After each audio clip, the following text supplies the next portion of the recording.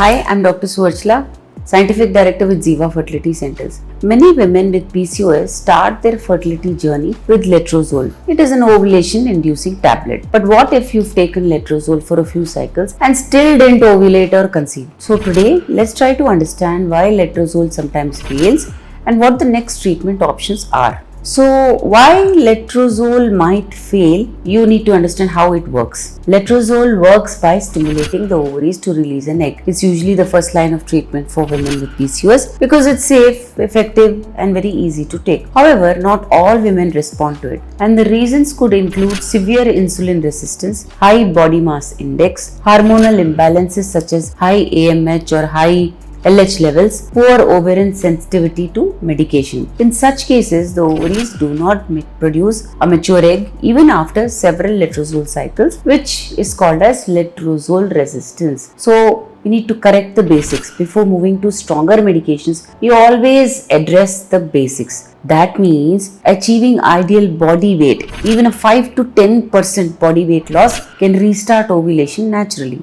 Managing insulin resistance with metformin or myo-inositol, adopting a healthy lifestyle and balanced diet, exercise and stress control also helps. These steps improve the body's response to fertility medicines and often make the next cycle very much successful. Higher doses or combination therapy also works sometimes. So if you did not ovulate with a standard letrozole dose, which is like 2.5 to 5 mg, you can try higher doses, which is about 7.5 mg, or combination therapy with the letrozole plus metformin or letrozole plus clomiphene citrate. Sometimes this combination helps overcome mild resistance and triggers ovulation. Gonadotropin injections are also very good options. When oral tablets fail, we move to the next step, gonadotropin injections. These are hormones, FSH or HMG.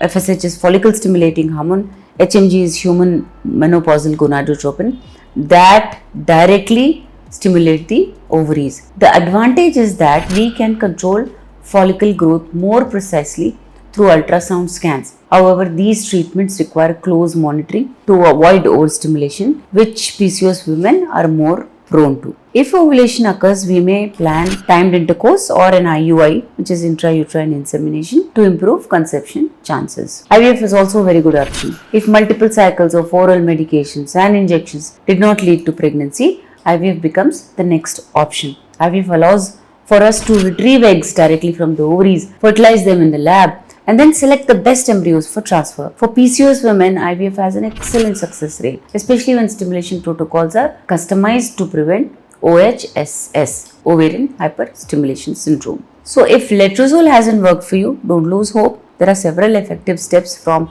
lifestyle optimization and insulin management to advanced fertility treatment options. Each woman's body is different and treatment must be personalized. With proper guidance, most PCOS women can conceive naturally. If you wish to understand more, please feel free to contact us. Thank you.